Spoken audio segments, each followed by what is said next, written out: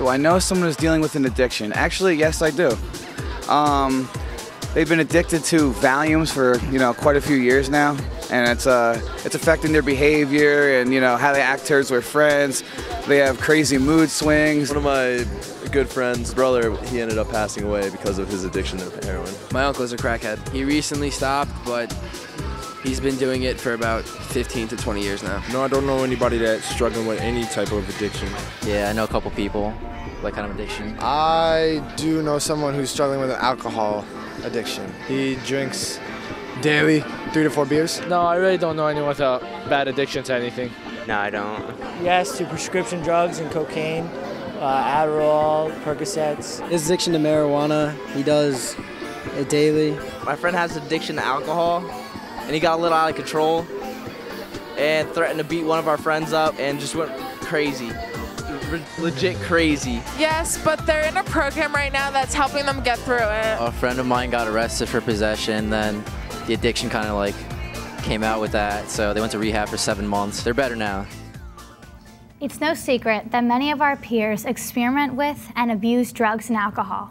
What we may not realize is that approximately 1/4 of them, or 1 in every 4 people, can't stop once they get started. They're addicted. It's actually beyond their control alone to stop. But there is help and hope for those suffering with an addiction. That's what we're going to be talking about today. Addictions, the road to recovery. Hi everyone, I'm Abe. And I'm Gabby. And this is Real Faith TV. Quite a few of the teens on the street knew someone they thought was addicted to alcohol or drugs. How do you actually know if someone is really addicted? Maybe it's just a bad habit they haven't been able to break. Well, Gabby, I think we need to decide the difference between a bad habit and an addiction. And our spotlight guest, John, is going to help us with this. John is an assistant to the director of New Beginning Ministry in Beach Lake, Pennsylvania, a Christian-based alcohol and substance abuse recovery program. John struggled with an addiction to drugs and alcohol from the age of 14 to 21. Today, he'll share his story of recovery. John is 26, and he has been in recovery from his addictions for the past 5 years. Next, John will explain to us what the difference is between a habit and an addiction. And how his experimentation with drugs and alcohol quickly became an addiction. Let's meet him now. A habit is an action based off of repetition. It's unconscious and just kind of happens. Like I might bite my fingernails as a habit, and the only negative consequence off that really might be that I can't pick a quarter off like a smooth surface. An addiction is much more self-destructive. It's not really unconscious. Somebody may not be aware of their addiction while it's beginning, but they know what they're doing. Somebody consciously has to go buy drugs, go buy alcohol, and then consume it, and then go through the process of hiding it and understanding the shame and guilt. Addiction is also extremely self-destructive. It doesn't matter what the vice is, whether it's drugs, alcohol, any other kind of action. The end result is a negative consequence for the person going through the addiction and their loved ones too. I'm an alcoholic and drug addict classic variety, which means that I fell in love with the feeling that alcohol and drugs gave me right from the start. I didn't have horrible stories from when I was a child. I wasn't beaten, I wasn't abused. Basically, I just loved that feeling. And when I put alcohol in my system or drugs in my body, this event happened that separates me from the average person. And I just wanted to be like that all the time. I started with alcohol, but as my addiction with alcohol started to take hold, people said you can enhance that if you try marijuana. So I tried that, which was previously unacceptable. And with each drug I tried, the next one became more acceptable. The drinking and the using went from just being a social lubricant or to have a good time to needing them just to kill the shame and the guilt inside me. You know, I really liked his comment on the difference between a habit and addiction. What was really important, what he said, is that you may not know that you have the addiction, but you are consciously going to buy the drugs, to consume them. It's really hard to just admit the fact that you have the problem in the first place. And that's the first step to recovery. Well, let's see what our studio guests have to say about this topic. Okay. They are Jackie, Vince, Chris, Andrew, Annie, Bree, and Laura. Do you have any friends who have struggled with any kind of addiction? I have friends who've been cutters. I have friends who have struggle with alcohol. I've had friends who constantly smoke cigarettes. You can see them throughout high school that various people have their various addictions, and it's a shame. I also had friends who have gone through a variety of different addictions and problems, and now it comes to the point where I can almost recognize a friend or a classmate going through the beginning stages of their addiction. My friend from middle school, who now I'm no longer friends with, his freshman year, he started out smoking marijuana, and he said, no, it's not addictive, whatever. And then it being a gateway drug, it kept getting bigger and bigger, and he ended up getting addicted to even worse things, such as cocaine. And now he's in a rehab center because of it. I know quite a few people who have addictions. I mean, most of them alcohol, few of them drugs, and even fewer cutting. You know, cutting can be a big addiction. I know one girl who has a huge addiction to cigarettes. She's always depressed. Her way to get over it, I mean, she even told me, like, you know, she was like, my way to get through the day is just to smoke, you know, and she smokes a lot. I mean, I try to warn her against it, say it's not healthy for her, but she knows it isn't healthy for her. She just doesn't want to hear it. I know for me, I'm going to be a senior, and junior year brought a lot of stress, and classmates of mine did resort to drinking to relieve their stress. It became part of their normal routine. Every Saturday they'd go to parties and they would drink, and they would abuse alcohol so much that I think some of them are addicted. And when it comes to alcohol addictions, they really should get help. They can seek groups like Alcoholics Anonymous, also known as AA. It's a voluntary worldwide fellowship of men and women from all walks of life who meet together to attain and maintain sobriety. The only requirement for membership is the desire to stop drinking. There are AA groups as well as Narcotics Anonymous groups all over the world. Similarly, there are groups for people suffering with other types of addictions like overeating. The 12 steps, which originated with Alcoholics Anonymous, offer the person with the addiction a way to develop a satisfying life without alcohol. People who attend these types of meetings and follow these steps to recovery have met with great success. You can Google these groups and find meetings for teenagers. They even have meetings for those who are family members of an alcoholic or addict called Al-Anon. If you can't find a meeting near you, they even have meetings online. Next, the Teens on the Street tell us what happened to their friends who had addictions. And what resources are available. My next door neighbor, he did drugs and he went to jail for it actually. He didn't know like how to stop at first. I helped him out. You know, he's on like the right road. My uncle, he just went to rehab and he got better. He just worked hard. We couldn't control him. Just too far of an addiction for him. They went through a program that helped them through it, and it really did help because they're not doing any of the drugs anymore. Do you find that there are enough resources out there to help young people who are battling with an addiction? Yeah, I think there's enough stuff out there. There's actually a lot, you know, you got counselors, therapy, AA, rehab. There are enough resources out there, but people don't use them enough. There probably could be more resources to help people with addiction, but to have those resources requires money. Rehab only helps for so long. If you talk to someone, it can help in any way, because if you keep it inside, then nothing will help. You have counseling, you have rehabs, you have stuff like that. When it comes to issues like that, really, it's when the person wants to stop themselves. It really has to be the decision of the person with the addiction to stop. If they don't want to, no program can help them. I agree. They have to acknowledge they have a problem and want to change. That's the first and third of the 12 steps. First, to admit that you are powerless to alcohol or a drug and that your life has become unmanageable. The third step is that you have made the decision to turn your will and your life over to the care of God as you understand Him. I have a friend, he was addicted to stealing, and it was petty things, and he said he really liked the rush of it, but then he couldn't stop. Eventually, he removed himself from society because he went and lived by himself, like in the woods. I mean, in a house, clearly. It was a little extreme, but I think he had to remove himself from the problem because if it was there and present to him, he would keep doing it. I have friends who at times wanted to change, and they looked at what they were doing, and they didn't want to do that anymore. They wanted to stop with their drug habits. One friend actually, he made the choice to stop. We parted ways for a while, and he went back to his former ways along with some other friends. I hope in the future they once again realize that they shouldn't be doing these things to themselves. I had a friend, and she had an eating disorder. One time, her whole class, they went to a theme park, and she literally passed out cold and got really sick from it afterwards when she woke up. And at that point, her parents were wondering what was going on. So she admitted after that. So they sent her to rehab and she got better. I think back to what Chris said. I think sometimes the only way to get away from addiction is not only to get away from the addiction itself, but sometimes people around us. Like sometimes people who you think are your friends influence you, and sometimes you need to push yourself away from those people and find new people to surround yourself with. We've heard some really good advice today. But there are no simple solutions. It takes work, a lot of work. To say it's hard to break away from an addiction is an understatement. Only a power greater than ourselves can help us with this.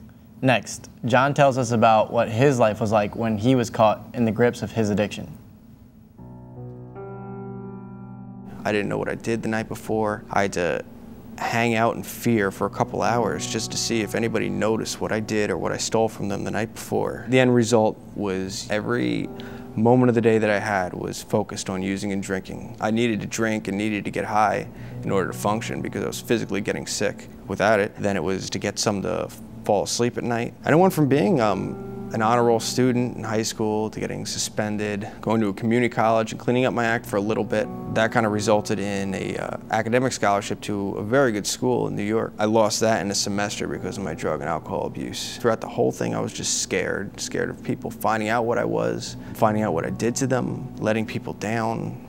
I was afraid to be around people and I was afraid to be alone. It lasted maybe 6, 7 years. I can't even fill all that time.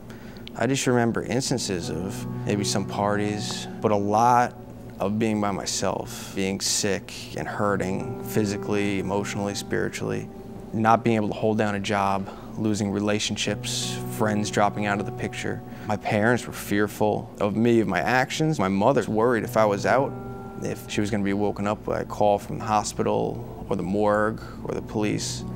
And then when I was home, she was worried if I was going to wake up the next morning, if I was going to overdose. In Psalm 25, King David writes to God, "Make known to me your ways, Lord. Teach me your paths. Guide me in your truth and teach me, for you are God, my Savior. For you I wait all the long day because of your goodness, Lord." Next, John continues his story and tells us how he believes it was God who gave him the clarity to recognize his addiction and seek help.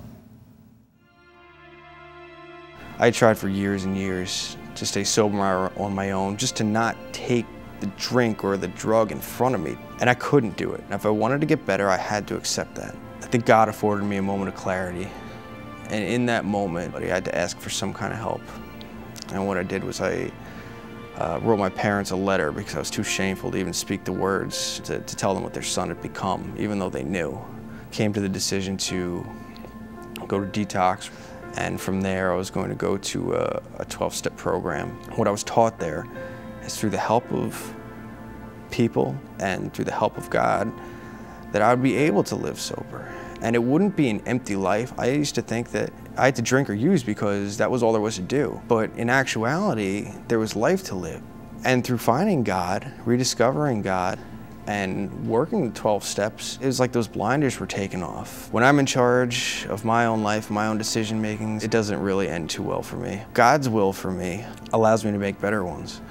My faith provides me with a relationship with somebody that will never leave me, will never die, is never gonna not pick up the phone, will always be there no matter what. Even when I'm not there, God will be there for me. And through that, I'll never be alone.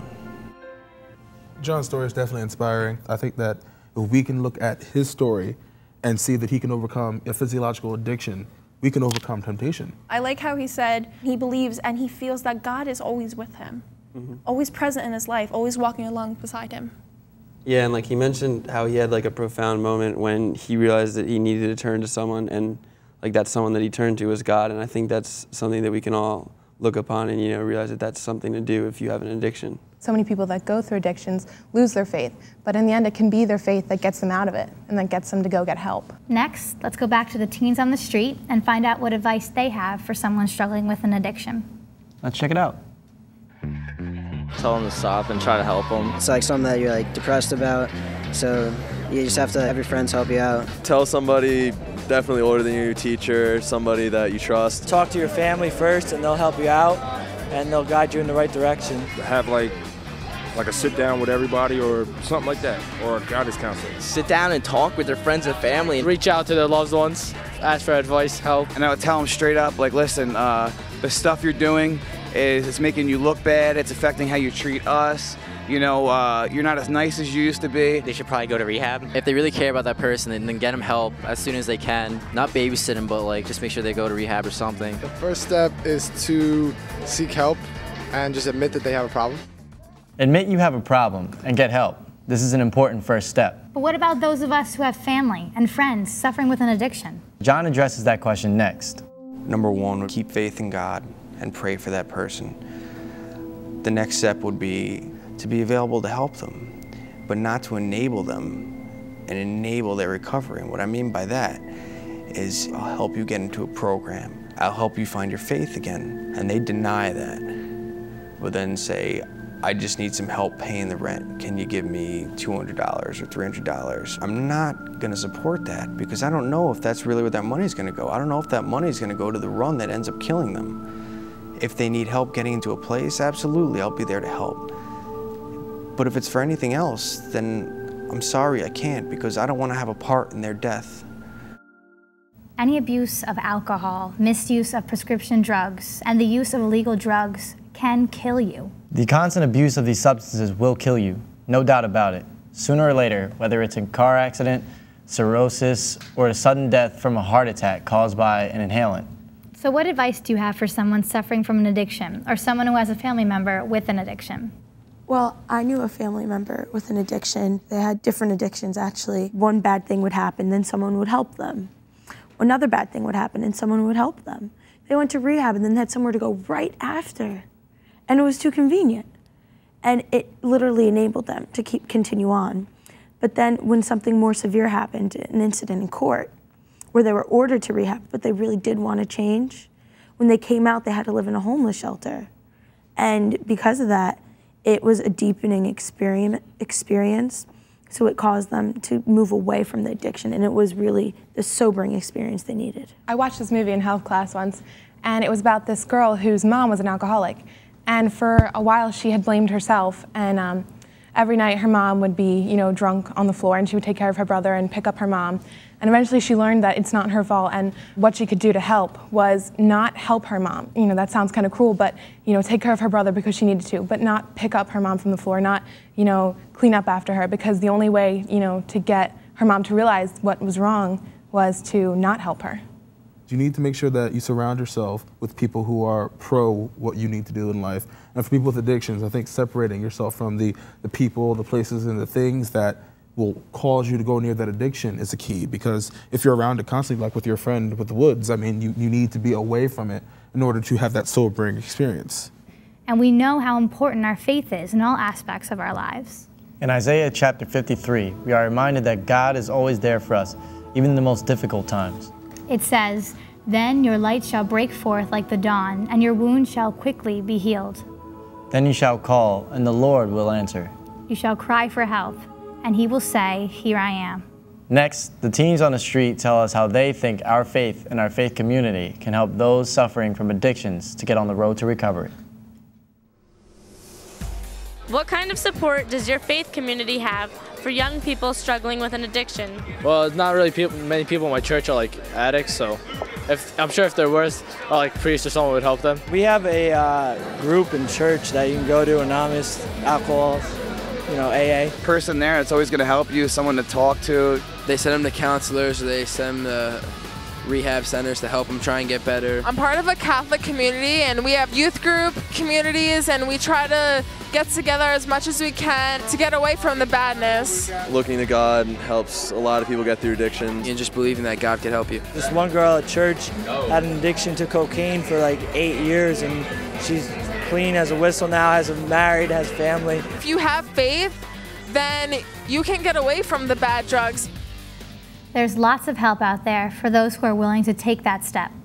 But part of the recovery process is that it never ends. Recovery is an everyday struggle. There is no cure. One of the famous AA slogans is, "One day at a time."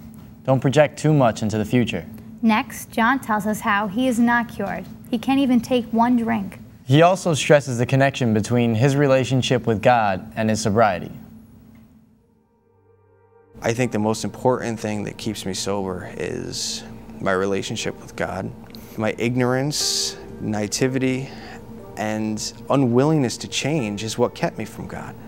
Today, with God's help, I can be selfless. I can stay sober throughout the day. I can pay bills, which doesn't sound that exciting, but I mean, that's a big deal for me. There certainly is temptation in my life, and I'm by no means cured of alcoholism or drug addiction. My sobriety is contingent upon the maintenance of my spiritual condition. If I continue to seek God every day and trying to do the next right thing, I feed my sobriety in a positive way. If I don't do those things, I'm very capable of falling back into the person that I was. I have character defects that will always be there to some level, like selfishness, dishonesty, self-centeredness, and they pop up when I'm not living God's will, when I'm kind of take my own will back and do my own thing. If I take a drink or use even once, I'm absolutely going to go back down that path I did. I've seen people in sobriety go back out after 20 years, 25 years, just relapse, seemingly out of nowhere. And the one thing they said that left first was prayer and their spiritual condition. The disease like lurks in my head still. Like it play little tricks on me, and I'll hear a commercial for a beer or something, and I'll be like, I never even got to try that one. You know, like I wonder what it tastes like, and real quick it'll go to like, you should go get that maybe. And then I kind of come to my senses. I'm like, what am I thinking? And I pray real quick and try to get rid of it and get that spiritual condition back to where it needs to be. With God, all things are possible. It was a phrase my mother always liked to remind me of the bumblebee, the way it's structured and the weight of the bumblebee. There's no reason it should be able to fly, and it does. And it represents that with God, all things are possible. I remember one of the things that one of the teens in the street had said was about how there are no addicts in his church. And I think that it's just, not that there are no addicts in his church, but I don't think that he realizes. Because I don't think that we can realize everybody who has these kinds of conditions. Not everybody who has an addiction walks down the street asking for money or looks raggedy and things like that. A lot of people with an addiction hide it really well because they're addicted to illegal drugs and they don't want people knowing because they could get in serious trouble for it. You know, John's story reminds me of a friend of mine who, coming out of high school and going into college, he started out with a light abuse of alcohol, and it turned into a very serious and very deadly addiction to some of the worst combinations of drugs. And he told us that the only reason I made it out is through the love of my family and the strength that God was always with me. My faith got me through it. And the programs were hand in hand with my faith. If you have a connection between your faith and you were trying to overcome this addiction, there is hope. There is definitely a chance to get to recovery. And you know, like it's a lot of work to get sober, but it's also a lot of work to stay sober too. You know, you just have to take it one day at a time and just know that you can persevere through the whole ordeal. John spoke about being afraid to be around people, yet afraid of being alone. He spoke of feeling like he was letting people down and felt ashamed. Remember that there is no shame in asking for help, whether you're the person with the addiction or you have a loved one suffering from an addiction. For as many as there are people that are ready to harshly judge, there are just as many people who understand. This is not something you have to suffer alone. Don't ever give up hope. Remember that with God, all things are possible. Do you have a recovery story to share with us? We'd love to hear from you. Contact us at RealfaithTV.com. Or follow us on Twitter. And we'll leave you today with this final prayer. You may know it. It's called the Serenity Prayer. And it's prayed at the end of most AA meetings and other meetings based on the AA principles. Let's say it together. And hold hands. God, grant me the serenity to accept the things I cannot change, and the courage to change the things I can, and the wisdom to know the difference. Amen. Amen. Amen. Thanks for watching. We'll see you next time on Real Faith TV. And remember to take it just one day at a time. God bless.